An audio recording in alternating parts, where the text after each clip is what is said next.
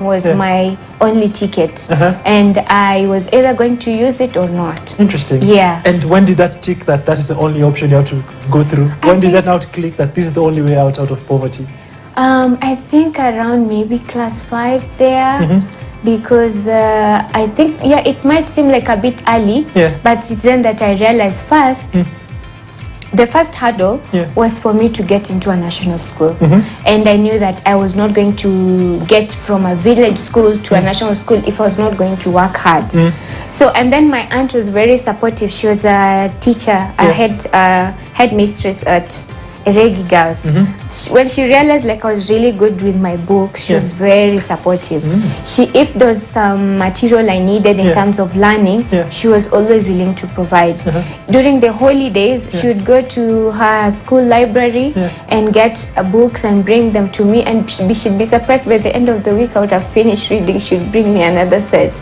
So you see, like when you're growing up in a teacher's home, they're usually very supportive, and then when they find out like you're actually working this hard, so she really supported me. And even that encouragement, of course, I kept putting in the effort because I knew that I really had to get those marks to get into a national school if I was going to have a shot at a better life for myself and my family. Interesting. And out of this understanding, because you got an understanding quite early at class 5, and you knew what exactly you wanted, and you were very brilliant. In retrospect, what do you think were some of the principles you put into place to enable you now move out of the poverty now to elevate you to where you are right now?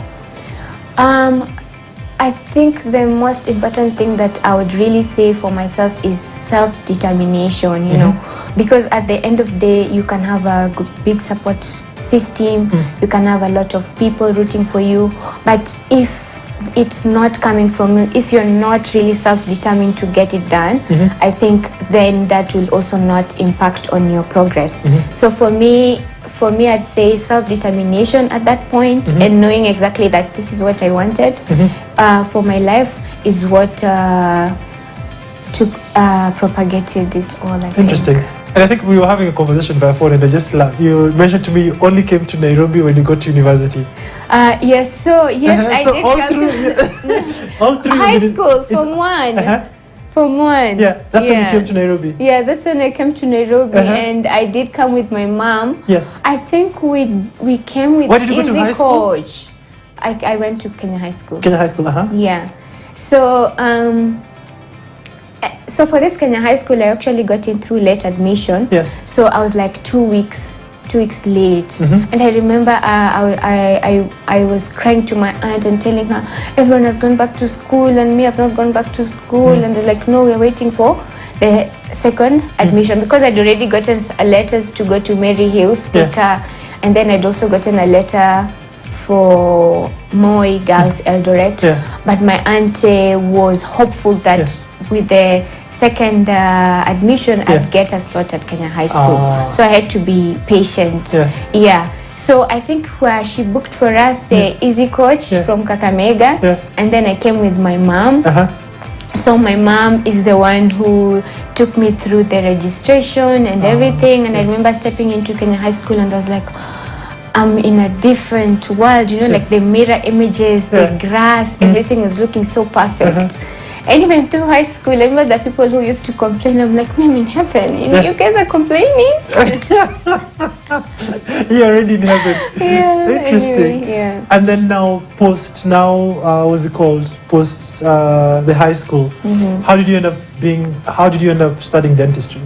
Yeah, so like I said, I had hoped to do medicine, but you know, like I said, I grew up in the village. My first language was Luya, so you still speak Luya today?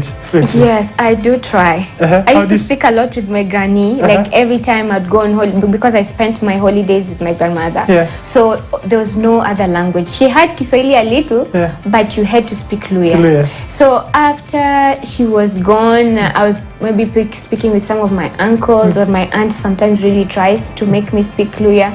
And the days I'd go back at home and my Luya has rusted, and she gets so upset. I'm like, oh, umekuwa hapa makoko, umekuwa ukiongea Kiluya, sasa unaongea nini? But I'm speaking now. Anyway, I got a A- in English and Kiswahili. And for you to get in medicine, you have to have gotten either an airplane, either in either of the languages.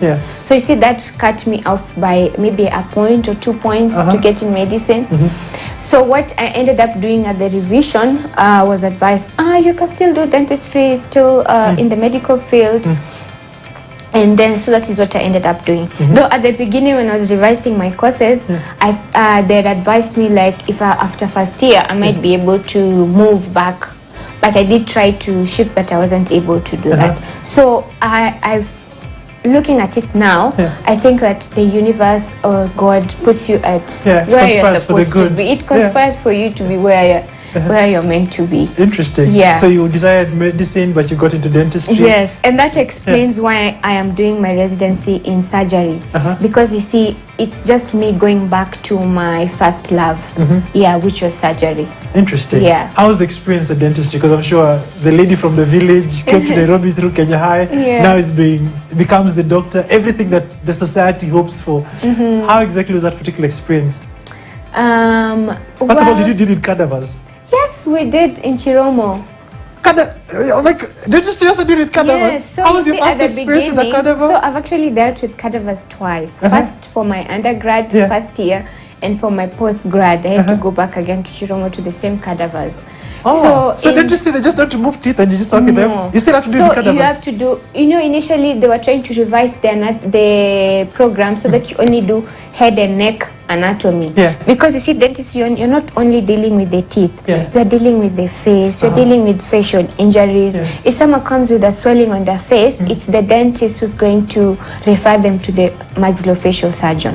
If you get hit by a motorbike tomorrow, you're not wearing a helmet. I keep telling my people, wear a helmet, they don't listen. But if that person ends up in the emergency department, it's the dentist who will come to review them with their broken jaws and mandible and everything. And then the maxillofacial surgeon will come in and put plates and all that to fix their face. If you come with a big tumor on your face, it's not the medical doctor who's going to take care of you. It's not the medical doctor. It's the dental guys who are going to start seeing you, and then they refer you to the maxillofacial surgeon. My goodness. Who is a dentist undergrad. We did dentistry as a